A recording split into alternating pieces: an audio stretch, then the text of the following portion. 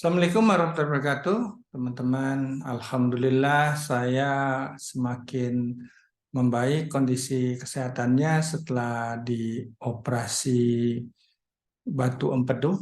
Ya, ini teman-teman nih, ya dimensinya 1 sentimeter. Jadi ini juga posisinya saat itu sangat mengganggu ya. Tahun ini saya terkena 3 serangan, akhirnya diputuskan dioperasi, yang butuh pemulihan lebih dari 1 pekan. Dan kemarin kami mengadakan silaturahim, bersyukur mengundang sanak-saudara, juga sejumlah komunitas ya. Ternyata tidak cuma komunitas Nabi Yusuf, dan walaupun harus diakui kemarin itu begitu macet katanya sehingga ada yang terpaksa membatalkan gitu.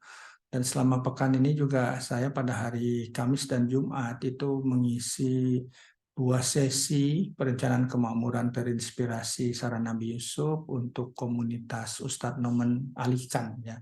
Mudah-mudahan sudah banyak yang tahu, beliau pusatnya di Texas, dakwahnya banyak sekali membahas mengenai Quran analitik lewat Bayyinah TV, mulai dari penjelasan mengenai susunan Al-Quran yang heavenly orders gitu, dan juga karena beliau seorang yang linguis, jadi paham sebetulnya makna dari kata, tidak cuma susunan ayat ya. Saya sendiri berlangganan Bayyinah TV, begitu banyak pencerahan. Anak saya juga suka itu bagaimana dorongan untuk ponder to wonder yang luar biasanya Al-Quran. Insya Allah ada nanti sesi lanjutan. Nah, di komunitas Nabi Yusuf sendiri ya, seperti diamini oleh sejumlah warga, sebetulnya kita itu mempersiapkan kemakmuran dengan tidak membatasi investasi hanya pada saham saja lewat trading itu ya, tapi kita lebih pada aset kelas ya. Jadi kalau saham nanti bisa aksesnya lewat berbagai jenis reksadana, mandat reksadana, berbagai fund manager gitu, dan bisa juga tematik, apakah itu syariah ya. Kemudian alokasi apakah di obligasi, dan terbukti sebenarnya tahun ini yang menarik nanti bisa dilihat pada presentasi ya. Gitu, karena ada perubahan drastis yang mengagetkan ya. Ternyata salah satunya bagaimana dampak pengetatan di Amerika oleh The Fed, yaitu ada korbannya, viktimnya, yakni industri perbankan ya, yang pada sisi sebelah kanan liability-nya mereka itu ya, depositonya ternyata berkurang drastis karena orang akhirnya lebih tertarik ke pasar uang yang memberikan imbal hasil lebih tinggi, sementara pada sisi asetnya, investasi pada perusahaan-perusahaan fintech misalnya atau pada T-bond ya, ternyata itu jatuh ya.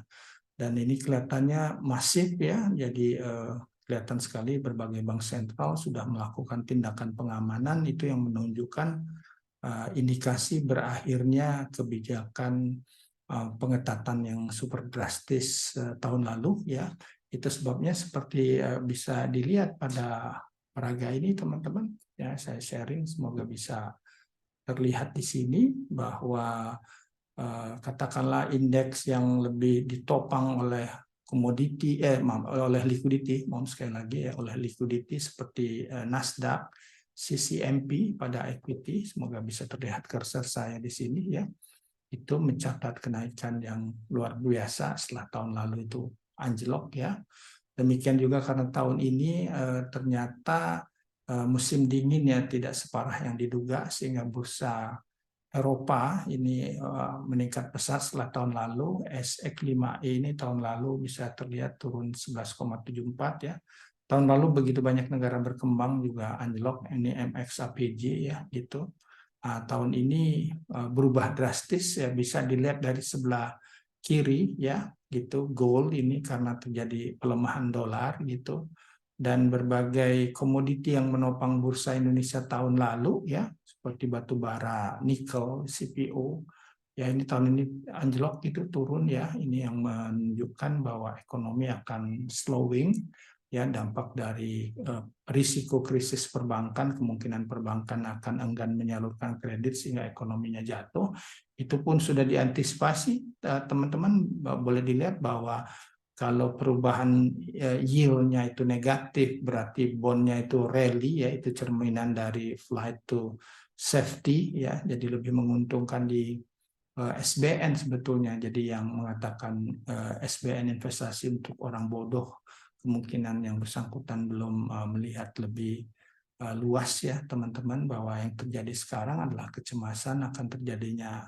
resesi. Sangat berbeda ya dibandingkan tahun lalu. Yield CHG-nya itu positif, yang menunjukkan kecemasan dampak dari kenaikan The Fed dan berbagai central bank gitu ya. Tahun lalu itu tahun terbaik untuk katakanlah di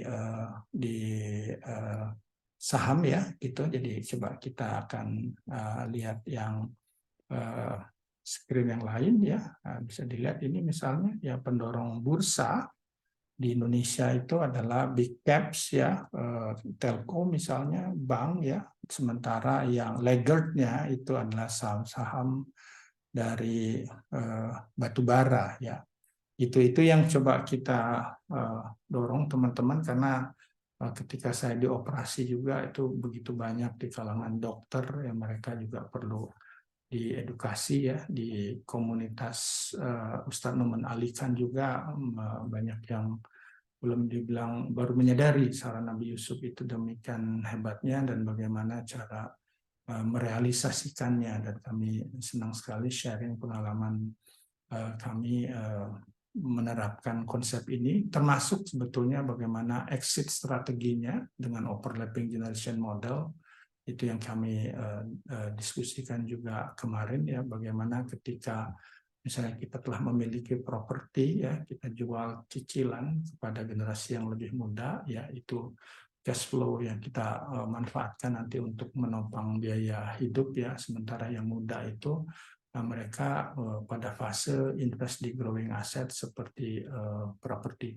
Insya Allah setelah Lebaran kita akan adakan sesi ya, bikin dashboard misalnya bagaimana memantau volatility, kemudian memutuskan untuk rebalancing, acuan untuk cuan ya. Demikian, semoga yang kami sampaikan bermanfaat. Assalamualaikum warahmatullahi wabarakatuh.